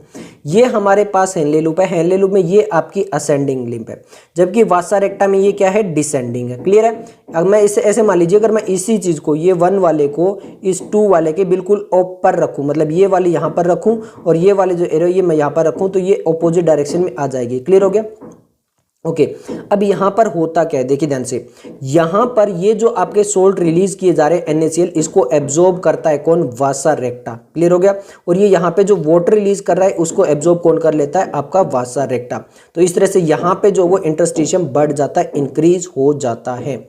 अब देख लीजिए आपके सामने है, NaCl is transported by the ascending limb of Henle which is extend with the descending loop of vasa recta. NaCl जो वापिस आ जाता है interstitium ascending portion of the vasa recta के अंदर। क्लियर है। Similarly small amount of urea enter the thin segment of ascending loop which is transported back to the interstitium by the collecting tubule. इसके अलावा देखोगे जो collecting tubule ने जो urea release की है, ये कलेक्टिंग ट्यूब्यूल इसने जो यूरिया रिलीज किया वो भी आपका हेनले लूप जो होता है वो इसे क्या कर लेता है, एब्जॉर्ब कर लेता है। क्लियर हो गया। तो यहां से इस चीज से क्या होता है, ये जो पूरा प्रोसेस होता है इसको हम क्या बोलते हैं कि यहाँ पर ये जो है वो स्पेशल अरेंजमेंट वासा रेक्टा और हेनले लूप का कहलाता है काउंटर करंट मैकेनिज्म। क्यों? क्योंकि देखिए एक में अगर इस टाइप से मूवमेंट चल रही है तो सेकंड में इस टाइप से मूवमेंट चल रही है, दोनों एक दूसरे के ऑपोजिट चलती है और उसकी वजह से ऑस्मोलरिटी बढ़ जाती है। अब ये मैकेनिज्म किस में हेल्प करता है, ये करता है मेंटेन ए कंसंट्रेटेड ग्रेडियंट। ये कंसंट्रेशन ग्रेडियंट बनाने में मदद करता है। किस में कंसंट्रेशन ग्रेडियंट? मेडुलरी इंटरस्टिशियम के अंदर। क्लियर है। आगे लिखा है presence of such interstitial gradient help in an easy passage of water from the collecting tubule thereby concentrating the filtrate that is urine. और क्योंकि देखिए ऑस्मोलरिटी 4 टाइम्स हो जाती है तो यहाँ पर जो आपका ह्यूमन किडनी के अंदर जो यूरिन प्रोड्यूस होता है वो भी नियरली 4 टाइम कंसंट्रेटेड हो जाता है then the initial filtrate. Clear हो गया। यहाँ से आपको समझ में आ रहा होगा। अब हम बात करते हैं रेगुलेशन ऑफ किडनी फंक्शन की। अब रेगुलेशन ऑफ किडनी फंक्शन में देखिए द फंक्शन जो है वो एफिशिएंटली जो किडनी है वो वर्क करती रहे, वो मॉनिटर करती रहे, सब कुछ चीजें सही रहे। तो किससे रेगुलेट होती है? फंक्शन ऑफ किडनी किससे रेगुलेट होती है? तो वो होती है हार्मोनल फीडबैक, जिसमें होता है आपका हाइपोथैलेमस, एक होता है जक्स्टा ग्लोमेरुलर अपैरेचस एंड थर्ड होता है हार्ट। फर्स्ट होता है हाइपोथैलेमस, सेकंड होता है JGA एंड थर्ड होता है आपका हार्ट। अब हम एक एक करके पढ़ते हैं। यहाँ से नीट 2014 में, 17 में और नीट 2020 में क्वेश्चन आ चुके हैं। इसके अलावा AIPMT 2012 से भी आ चुका है। पहला पढ़ते हैं हाइपोथैलेमस का रोल। एक एक पैराग्राफ एक एक को डिनोट किया गया। पहला hypothalamus, second JGA and third heart का। पहले हम बात करते हैं हाइपोथैलेमस। अब देखिए होता क्या है, ओस्मो रिसेप्टर होते हैं बॉडी में बहुत जगह जो ओस्मोलिटी को देखते रहते हैं कि जो हमारी बॉडी के अंदर फ्लूइड वॉल्यूम और आयनिक कंसंट्रेशन है वो सही से काम कर रही है नहीं या नहीं कर रही है। तो इसीलिए ये ओस्मो रिसेप्टर होते हैं बॉडी में और ये एक्टिवेट हो जाएंगे अगर हमारी ब्लड वॉल्यूम, फ्लूइड वॉल्यूम या आयनिक कंसंट्रेशन के अंदर थोड़ा भी चेंज आया तो ओस्मो रिसेप्टर जो बॉडी के अंदर वो आपके क्या हो जाएंगे, एक्टिवेट हो जाएंगे। अब मान लीजिए बहुत ज़्यादा लॉस हो गया फ्लूइड का बॉडी से, किसी भी मतलब कोई भी चोट लगी या कुछ भी हुआ, या फिर हमने जो वाटर है वो ड्रिंक नहीं किया, बॉडी डिहाइड्रेट हो रही है, तो किसी भी वजह से हमारा जो फ्लूइड है वो काफ़ी लॉस हो गया बॉडी के अंदर, तो ये एक्टिवेट कर देगी इन ओस्मो रिसेप्टर को। और ये जो ओस्मो रिसेप्टर है ये सिग्नल भेजेंगे हाइपोथैलेमस को, और हाइपोथैलेमस क्या करेगा, एक रिलीज करेगा hormone, anti diuretic hormone ADH, जिसको वैसोप्रेसन भी बोलते हैं। अब दो नाम आएगा, एक वैसोडाइलेटर, एक वैसोप्रेशन। क्लियर है। यहाँ पे वैसो है ब्लड वेसल को, प्रेशन का मतलब है वो कॉन्स्ट्रिक्ट होना, डायलेट का मतलब है रिलैक्स होना। तो ये चीज़ भी आप याद रखना, यहाँ पे जो ADH होता है उसको वैसोप्रेशन भी बोलते हैं। और ये जो आपका एंटी डाययूरेटिक हार्मोन या फिर वैसोप्रेशन होता है ये रिलीज होता है न्यूरोहाइपोफाइसिस से। ये हम 22 चैप्टर के अंदर भी पढ़ेंगे वापिस से। अब ये ATH काम क्या करता है, ये एक्चुअल में क्या करता है, जो वोटरी एब्जॉर्प्शन होता है लेटर पार्ट यानी आपका DCT, कलेक्टिंग ट्यूब्यूल वगैरह, वहां से जो वोटरी एब्जॉर्प्शन है उसको क्या कर देता है, इंक्रीज कर देता है। यहाँ पर इस वजह से क्या होता है, डाययूरेसिस होती है वो प्रिवेंट हो जाती है। तो ये जो वाली लाइन है यहाँ से 2000 आपका 14 और 2020 में क्वेश्चन आ चुका है। ओके अब जब आपकी बॉडी फ्लूइड वॉल्यूम वापिस से इंक्रीज हो जाएगी, वापिस से सही हो जाएगी, तो ये जो ओस्मो रिसेप्टर है वो क्या हो जाएंगे, आपके स्विच ऑफ हो जाएंगे और ADH जो है वो आपका स्प्रेस हो जाएगा, यानी अब वो रिलीज नहीं होगा। इसको बोलते हैं कंप्लीट फीडबैक मैकेनिज्म। क्लियर है। ADH और क्या इफेक्ट करता है, तो ये फंक्शन जैसे constrictory effect on blood vessel, मतलब जो ब्लड वेसल्स है उसको कॉन्स्ट्रिक्ट कर देता है, तो इसीलिए इसको नाम दिया था वैसोप्रेशन। अब यहाँ पर जो उसको कॉन्स्ट्रिक्ट कर देगा तो उसकी वॉल्यूम जो है वो कम रह जाएगी, उसकी वजह से क्या होगा, जो ब्लड प्रेशर है वो भी क्या हो जाएगा, इंक्रीज हो जाएगा। और यहाँ पर इंक्रीज ब्लड प्रेशर जो है वो क्या कर देगा, ग्लोमेरुलर जो ब्लड फ्लो है उसको भी GFR के थ्रू बढ़ा देगा, that is glomerular filtration rate भी आपका इंक्रीज कर देगा। कौन, आपका वैसोप्रेशन, एंटी डाययूरेटिक हार्मोन। क्लियर है। ओके अब हम बात करते हैं JGA, जक्स्टा ग्लोमेरुलर अपैरेचस। मैंने आपको बता दिया था जहां पे आपका DCT और आपका एफेरेंट आर्टियोल बनता है वहां पर JGA बनता है। अब JGA एक कॉम्प्लेक्स रेगुलेटरी रोल करता है। जब भी GFR that is glomerular filtration rate या फिर ग्लोमेरुलर ब्लड प्रेशर या फिर GFR जो है वो एक्टिवेट कर देता है, यहाँ पे JG cell to release renin, और वो क्या रिलीज करता है, रेनिन। अब हमने तो डायरेक्ट वहाँ पे पढ़ा था पीछे कि यहाँ पे ये रेनिन होता है, ये वापस उसको सेम कंडीशन पे ला देता है, बट रेनिन एक्चुअल में करता क्या, ये काफ़ी इंपॉर्टेंट है। अब देखिए यहाँ पर एक आपका इनएक्टिव होता है केमिकल जिसको बोलते हैं एंजियोटेंसिनोन। अब एंजियोटेंसिनोजन जो होता है उसको रेनिन क्या करता है, कन्वर्ट कर देता है एंजियोटेंसिन। किसके अंदर, एंजियोटेंसिन के अंदर कन्वर्ट कर देता है, वो होता है एंजियोटेंसिन फर्स्ट। उसके बाद में इसको फर्दर कन्वर्ट किया जाता है एंजियोटेंसिन 2 के अंदर। अब ये जो एंजियोटेंसिन 2 है ये सेम वैसोप्रेसिन की तरह काम करता है। क्या है, एंजियोटेंसिन 2 जो है वो एक पावरफुल वैसो कॉन्स्ट्रिक्टर है, यानी ये भी ब्लड वेसल्स है उसको कॉन्स्ट्रिक्ट करेगा, और क्या होगा, जीएफआर जो आपका ब्लड प्रेशर है उसको क्या कर देगा, इंक्रीज कर देगा। क्लियर है। अब ये एंजियोटेंसिन 2 जो है वो ऑल्सो एक्टिवेट करता है एड्रिनल कोर्टेक्स को, और वहां पर जो आपका एड्रिनल कोर्टेक्स है वो भी एक हार्मोन को रिलीज करेगा, कौन सा, एल्डोस्टेरोन को। अब ये एल्डोस्टेरोन क्या करेगा, ये आपका सोडियम आयन को रीअब्जॉर्ब करेगा, इसके अलावा वाटर को भी रीअब्जॉर्ब करेगा, वहां कहां से, distil part of the tubule से। यानी आप ये समझ सकते हो कि जो आपका वैसोप्रेशन काम कर रहा था, कुछ वैसा ही सेम फंक्शन जो है वो रेनिन कर रहा है। क्लियर है। अब रेनिन क्या करता है, एंजियोटेंसिनोजन जो इनएक्टिव होता है उसको एक्टिव करता है एंजियोटेंसिन 1 में, फिर उसको एंजियोटेंसिन 2 में, और वो वापस वही ब्लड प्रेशर जो होती है उसको इंक्रीज कर देता है। इसके अलावा एड्रिनल कोर्टेक्स से एल्डोस्टेरोन हार्मोन को रिलीज किया जाता है, और वो सोडियम आयन और वाटर वगैरह को रीअब्जॉर्ब करता है, जो कि हाइपोथैलेमस में हो रहा था, सेम वैसा है कुछ। अब इसकी वजह से वापस ब्लड प्रेशर और जीएफआर जो होता है वो क्या बढ़ जाता है, इंक्रीज हो जाता है। और ये जो मैकेनिज्म है इसको बोला जाता है रेनिन एंजियोटेंसिनोजन मैकेनिज्म। अब यहाँ से AIPMT 2012 और नीट 2020 में क्वेश्चन आ चुका है। क्लियर है। अब आते हैं थर्ड जो हमारा हार्ट वाला था। अब ये काफ़ी इंपॉर्टेंट है। अभी तक जो सारे ब्लड प्रेशर को इंक्रीज करके दोनों के दोनों, चाहे वो हाइपोथैलेमस हो चाहे रेनिन वाला हो, तो अब इसकी वजह से अगर ब्लड प्रेशर इंक्रीज होगा तो वो जो आपका सारा का सारा लोड है वो हार्ट पे भी आएगा। क्यों, क्योंकि हार्ट रेट इंक्रीज हो जाएगी, और हार्ट कभी भी ये नहीं चाहता है कि वो हार्ट रेट ज़्यादा टाइम इंक्रीज रहे। तो इस टाइम पे क्या होता है, increase in blood flow of the atria, जो एट्रिया हार्ट के अंदर है वो क्या करेगा, एक रिलीज करेगा atrial natriuretic factor, that is ANF। अब ANF क्या है, ये इनका ऑपोजिट है। ANF वैसो डायलेट करता है, अभी तक ये सारे कॉन्स्ट्रिक्ट कर रहे थे, अब ANF क्या करता है, डायलेट करता है ऑफ द ब्लड वेसल। इसकी वजह से यहाँ पे ब्लड प्रेशर जो होता है वो डिक्रीज हो जाता है। ANF ये ध्यान रखता है कि यहाँ पर रेनिन एंजियोटेंसिनोजन मैकेनिज्म कब आया और कब नहीं। जैसे ये एक्टिव होता था उसके कुछ टाइम के बाद में ANF रिलीज होकर उसको वापस नॉर्मल कंडीशन में ले आता है। और ये वाला जो पोर्शन यहाँ से 2017 और 2020 में क्वेश्चन आ चुका है। बात करते हैं मिक्सचुरेशन के बारे में। अभी होता क्या है, जो यूरिन फॉर्म्ड होता है किसके अंदर, नेफ्रॉन के अंदर, वो यूरिनरी ब्लैडर के अंदर जाता है। क्लियर है। यहाँ पर उसके बाद में क्या होता है कि वहाँ पर वो स्टोर होता है जब तक वहाँ पे एक वॉलेंट्री सिग्नल ना आ जाए, किसके द्वारा, CNS के द्वारा, सेंट्रल नर्वस सिस्टम के द्वारा। क्लियर है। तब तक जो यूरिन होता है वो वहाँ पर स्टोर होता है, और जो यूरिनरी ब्लैडर से जब हम इसको रिलीज करते हैं वही कहलाता है मिक्सचुरेशन। अब ये सिग्नल इनिशिएट कैसे होता है, जो CNS के पास में सिग्नल जाता है वो इनिशिएट कैसे होता है, तो यहाँ पे जो यूरिनरी ब्लैडर है उसके अंदर बहुत सारे रिसेप्टर होते हैं। तो जैसे जैसे ये स्ट्रेच होता जाता है उसमें जो आपका यूरिन स्टोर होता जाता है यूरिनरी ब्लैडर में, तो वो क्या होता जाएगा, वहाँ पर स्टोर होता जाएगा, तो वो स्ट्रेच होता जाएगा। तो यहाँ पर जो यूरिनरी ब्लैडर होता है जैसे ही वो फील्ड हो जाता है तो वहाँ पर जो स्ट्रेच रिसेप्टर है जो वॉल्स के अंदर है वो सिग्नल भेजते हैं CNS को, CNS उस सिग्नल को आगे पास आउट कर देता है किसके अंदर, मोटर न्यूरॉन के अंदर, और फिर वहाँ पर क्या हो जाता है, सिग्नल इनिशिएट होता है कॉन्ट्रैक्शन ऑफ स्मूथ मसल, जो ब्लैडर की स्मूथ मसल्स है उनका कॉन्ट्रैक्शन होना, और उसके बाद में क्या हो जाता है, रिलैक्सेशन हो जाता है, और इसकी वजह से क्या होता है, जो यूरेथ्रल स्फिंक्टर है वो ओपन हो जाता है और यहाँ पे यूरिन जो वो रिलीज हो जाता है। तो ये जो प्रोसेस होता है जो यूरिन रिलीज करने का, इसको बोलते हैं मिक्सचुरेशन। क्लियर है। और यहाँ पर जो रोल होता है मेनली जो न्यूरल मैकेनिज्म इसके पीछे जो होता है उसको बोलते हैं मिक्सचुरेशन रिफ्लेक्स। क्लियर है। ओके। अब हम बात करते हैं एक एडल्ट ह्यूमन की। तो एक एडल्ट ह्यूमन के अंदर ऑन एन एवरेज 1 लीटर से 1.5 लीटर जो यूरिन है वो पर डे रिलीज होता है। अब जो ये यूरिन होता है वो लाइट येलो कलर्ड होता है, इसके अलावा स्लाइटली एसिडिक होता है। ये इंपॉर्टेंट है क्योंकि 2015 में यहाँ से क्वेश्चन आ चुका है। और यहाँ पे कैरेक्टरिस्टिक्स ऑर्डर होता है। क्लियर, मतलब थोड़ी सी आपको बदबू आती है इसके अंदर।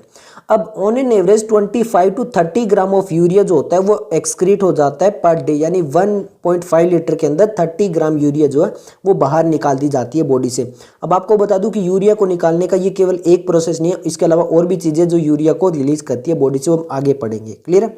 ओके। अब यहाँ पर आप ये भी देख सकते हो कि बहुत सारी ऐसी कंडीशन होती है जिसके द्वारा जो यूरिन का कैरेक्टरिस्टिक्स जो है वो अफेक्ट हो सकता है।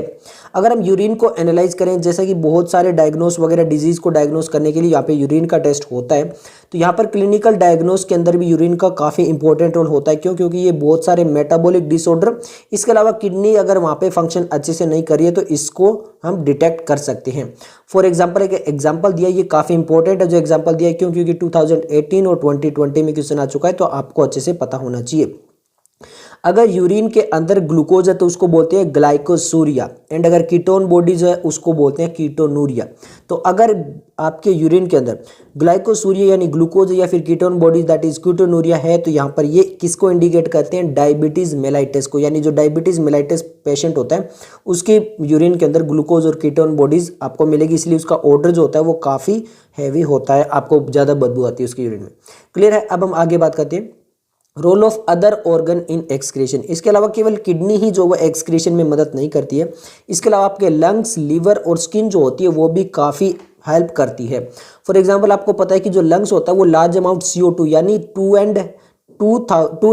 200 मिलीलीटर पर मिनट में CO2 को बाहर रिलीज कर दिया जाता है। इसका मतलब आप समझ सकते हो कि CO2 को बाहर रिलीज करने में लंग्स का कितना ज़्यादा इंपॉर्टेंट रोल है। इसके अलावा वाटर जो होता है उसको भी जो है वो बाहर निकालने में मदद करता है। कौन? लंग्स। अगर लीवर की बात करें तो वो लार्जेस्ट ग्लैंड है अपनी बॉडी के अंदर और ये सीक्रेट करता है बाइल कंटेनिंग पिगमेंट जैसे बिलीरुबिन, बिलीवर्डिन। इसके अलावा कोलेस्ट्रॉल हो गए या फिर स्टेरॉइड जो हार्मोन हो गए डिग्रेडेड उनको, या फिर विटामिन और ड्रग्स वगैरह जो हो गए जो यूजफुल नहीं है बॉडी को, उनको रिलीज करता है कहाँ पर? डाइजेस्टिव ट्रैक्ट के अंदर, वहाँ से डाइजेस्टिव वेस्ट के थ्रू वो बाहर निकल जाते हैं बॉडी के अंदर। अब बात करते हैं स्वेट एंड सेबेशियस ग्लैंड के बारे में, जो कि हमारी स्किन के अंदर प्रेजेंट होते हैं। ये भी बहुत सारे सब्सटेंस जो होते हैं उनको बाहर बॉडी से सीक्रेट करते हैं। पहले बात करते हैं स्वेट की। तो स्वेट जो होता है वो प्रोड्यूस होता है स्वेट ग्लैंड्स के वजह से। वहां पर क्या होता है? वाटर तो रिलीज होता ही होता है, आपको पता है स्वेट जब आता है, पसीना जब आता है तो वाटर तो आता ही आता है। इसके अंदर होता है NaCl, इसके अलावा स्मॉल अमाउंट ऑफ यूरिया भी यहाँ पर होती है। इसके अलावा लैक्टिक एसिड भी होता है किसके अंदर? हमारे स्वेट के अंदर। क्लियर है? तो मैंने बताया था यूरिया के अंदर केवल किडनी नहीं, अदर जगह से भी आपका यूरिया रिलीज होता है। क्लियर है? बट जो मेन फंक्शन होता है, जो प्राइमरी फंक्शन होता है ना स्वेट का, वो एक्चुअल में ये चीजें रिलीज करने का नहीं है, उसका जो cooling effect of the body surface, ये जो हमारी बॉडी कूल रहे, ये ज्यादा इंपॉर्टेंट काम होता है स्वेट ग्लैंड का। क्लियर है? बट ये जो हमने बात बताई है कि यहाँ पर ये चीजें भी जैसे NaCl, यूरिया वगैरह, लैक्टिक एसिड जो होता है ये भी रिलीज कर देता है। कौन हो? ये आपका स्वेट ग्लैंड। बात करते हैं सेबेशियस ग्लैंड की, जो स्किन पे होते हैं। सेबेशियस ग्लैंड क्या करता है? ये आपके जैसे स्टीरोल्स हो गए, हाइड्रोकार्बन हो गए, वैक्स होगी, या ये सीबम के थ्रू जो होता है वो बॉडी से बाहर रिलीज करता है। और इसके अलावा ये क्या करता है? एक प्रोटेक्टिंग ऑयली कवरिंग जो होता है वो स्किन को प्रोवाइड करता है, जैसे ईयर वगैरह हो गए, वहाँ पे आपका बहुत इंपॉर्टेंट होता है ऑयली कवरिंग, नोज वगैरह वहाँ पर भी। ठीक है? इसके अलावा जो स्मॉल अमाउंट ऑफ जो नाइट्रोजन वेस्ट होते हैं वो आपके सलाइवा के थ्रू भी एलिमिनेट होते हैं, तो ये भी आपको याद रखना है। अब हम बात करते हैं डिसऑर्डर के बारे में, जो एक्सक्रीटरी सिस्टम के अंदर डिसऑर्डर। सबसे पहले अगर आपकी किडनी जो है वो काम नहीं करती है अच्छे से, किसी की किडनी फंक्शन परफॉर्म नहीं कर पा रही है, तो उसकी वजह से यूरिया जो होती है वो आपकी ब्लड के अंदर एक्यूमुलेट होने लगता है और उस कंडीशन को कहा जाता है यूरेमिया। अब ये बहुत ही हार्मफुल होती है और इसकी वजह से किडनी फेलियर यानी रीनल फेलियर भी हो सकता है। किडनी वर्ड कहीं पे आए और रीनल वर्ड कहीं पे भी आए, आप समझ लेना वो किडनी से लिंक करके बता रहा है। क्लियर है? तो उस केस में क्या होगा? इन पेशेंट को जो है वो यहाँ पर यूज करना पड़ेगा हीमोडायलिसिस। अब हीमोडायलिसिस क्या होता है? एक तरह से आर्टिफिशियल किडनी बोल लो। इस प्रोसेस में क्या होता है? जो ब्लड होता है ना वो एक आर्टरी से बाहर निकाला जाता है डायलिसिस यूनिट के अंदर। कैसे होता है मैं आपको बता दूं। मान लो ये यहाँ पर किसी का हैंड है, क्लियर है, ये किसी का हैंड है, ठीक है। अब यहाँ पर हमारे पास होती है आर्टरीज और वेन्स, क्लियर है। तो यहाँ पे आर्टरीज से उस ब्लड को बाहर निकाला जाता है, फिर एक ऐसे ट्यूब होती है, क्लियर है, और उसको वापस डाल दिया जाता है। अब यहाँ पर एक ट्यूब होती है, ये ट्यूब जो होती है वो बनती है किससे? Cellophane tube. इसको क्या बोलते हैं? सेलोफेन ट्यूब बोलते हैं, क्लियर है। और इसके बाहर एक फ्लूइड होता है जिसको बोलते हैं डायलाइसिंग फ्लूइड, इसके बाहर यहाँ पे ऐसे फ्लूइड होगा डायलाइसिंग फ्लूइड। अब इसका सेम कंपोजिशन होगा जो प्लाज्मा का होता है, बट यहाँ पर ये जो हमारे पास बाहर जो कंपोजिशन होगा ना ये सेम होगा जो प्लाज्मा में होता है, बस वहाँ पे नाइट्रोजन वेस्ट नहीं होंगे। तो क्या होगा, जो इस ट्यूब के थ्रू, जो सेलोफेन ट्यूब है इसके थ्रू जब ब्लड पास आउट हो रहा होगा तो यहाँ पर क्या होगा कि यहाँ पर जो भी नाइट्रोजन वेस्ट है वो बाहर आ जाएगा इस फ्लूइड के अंदर। क्यों? क्योंकि इस फ्लूइड के अंदर नाइट्रोजन वेस्ट नहीं है इसलिए। क्लियर है। अब आपको भी पता है कि अगर हम ब्लड जो है वो हमारी बॉडी से जब भी बाहर आता है तो वो कोएगुलेट हो जाता है, यानी उसमें जम जाता है वो। ओके, तो यहाँ पर जब वो कोएगुलेशन प्रोसेस ना हो तो वहाँ पर जो है हम यूज करते हैं एंटी कोएगुलेंट हीपेरिन। हीपेरिन यहाँ पे डाल दिया जाता है ताकि जब ब्लड इस सेलोफेन ट्यूब के अंदर से घूम रहा हो, यानी बॉडी से बाहर वो ऐसे चल रहा हो, तो वहाँ पे कोएगुलेट ना कर जाए, इसीलिए वहाँ पे यूज करते हैं हीपेरिन का। बट एंटी कोएगुलेंट अगर पूरे बॉडी में वापस डालते वक्त भी अगर वहां पर रहेगा तो इसका मतलब वो बॉडी के जाने के बाद भी कोएगुलेट नहीं करेगा, तो इसीलिए वहां पर एंटी हीपेरिन को डाला जाता है ताकि वो कोएगुलेट कर पाए। तो यही सब कुछ चीजें पढ़नी है। देखिए यहाँ पे लिखा है, यहाँ पे ब्लड जो है वो हमें पता है कि एक आर्टरी से बाहर निकाला जाता है डायलाइसिंग यूनिट में after an adding anticoagulant like heparin. Clear है, काफी इंपॉर्टेंट है, नीट 2019 में ऐसे क्वेश्चन आ चुका है, आपको याद रखना है। अब हीपेरिन क्यों? क्योंकि बॉडी से जो है वो ब्लड बाहर आ चुका है तो वो कोएगुलेट न कर जाए, इसलिए इसको लिए गए। अब यहाँ पे यूनिट जो होती है वहाँ पे कोइल्ड सेलोफेन ट्यूब होती है, मैंने आपको बताया था वो ट्यूब होती है, उसको बोलते हैं सेलोफेन ट्यूब। और यहाँ पर ये फ्लूइड के अंदर होती है जिसको बोलते हैं डायलाइसिंग फ्लूइड। अब ये जो फ्लूइड है डायलाइसिंग फ्लूइड, इसके अंदर सेम कंपोजिशन होती है जो हमारे प्लाज्मा के अंदर होती है, वही सेम कंपोजिशन होती है एक्सेप्ट द नाइट्रोजन वेस्ट, यानी इसके अंदर नाइट्रोजन वेस्ट नहीं होते। अब ये जो सेलोफेन ट्यूब होती है ये पोरस होती है, इसके थ्रू क्या होता है, जो आपका मॉलिक्यूल है और कंसंट्रेटेड ग्रेडियंट है उसमें जो नाइट्रोजन वेस्ट है वो एब्सेंट है। क्यों? क्योंकि जो हमारा फ्लूइड है उसके अंदर जो एब्सेंट है, तो डायलाइसिंग फ्लूइड के अंदर जो अगर नाइट्रोजन वेस्ट एब्सेंट है तो वो क्या कर जाएंगे, फ्रीली मूव आउट कर जाएंगे, और जो हमारा डायलाइसिंग फ्लूइड है उसके अंदर आपके नाइट्रोजन वेस्ट बाहर आ जाएंगे। उसके बाद में जो ब्लड है वो क्लियर होने के बाद में वापिस उसको बॉडी में वेन के अंदर डाला जाएगा। सिंपल है, निकाला किससे है, आर्टरी से, डाला किस में है, वेन्स में, ये आपको याद रखना है। और वो भी कब डालेंगे, जब एंटी हीपेरिन डाल देंगे। क्यों? क्योंकि बॉडी के अंदर उसको वापस कोगुलेट वगैरह होना पड़ सकता है अगर कहीं चोट लग जाए तो। और ये जो है वो थाउजेंड्स ऑफ यूरेमिक पेशेंट की all over the world help कर रहा है। बट ये जो आपका अल्टीमेट मेथड नहीं है, इसके द्वारा हम जो वो कंप्लीट उसको अच्छे से नहीं कर सकते क्योंकि इसका वो काफ़ी एक्सपेंसिव भी होता है और इतनी ज़्यादा डायलाइसिंग यूनिट वगैरह भी नहीं है। तो इसका अल्टीमेट मेथड क्या है, तो यहाँ पे किडनी ट्रांसप्लांटेशन ही जो है वो एक करेक्ट मेथड है। क्योंकि इसकी किडनी कब तक इसके डायलाइसिंग करके हम काम चलाएंगे। किडनी फेलियर को रीनल फेलियर भी बोलते हैं, ये आपको पता है। तो उसलिए क्या होगा, एक जो फंक्शन किडनी है वो ट्रांसप्लांट की जाएगी एक डोनर से। अब वो डोनर जो हो सकता है वो क्लोज रिलेटिव हो सकता है, या फिर उसमें सभी चीज़ें जो वो मैच करनी चाहिए, टिश्यू वगैरह, टिश्यू फ्लूइड वगैरह, ब्लड वगैरह सब कुछ। क्यों? क्योंकि वहाँ पर उसके जो रिजेक्शन के चांस है वो कम से कम हो, इसलिए। तो इसीलिए वहाँ पे क्लोज रिलेटिव से लेते हैं जनरली। अब ये मॉडर्न क्लिनिकल में आप देखते हो कि यहाँ पे जो सक्सेस रेट काफ़ी ज़्यादा बढ़ चुके हैं। तो आप देखते हो कि किडनी डोनेट वगैरह काफ़ी है, और मीम भी आप देखते हो कि आईफोन लेना है तो किडनी डोनेट कर दिया।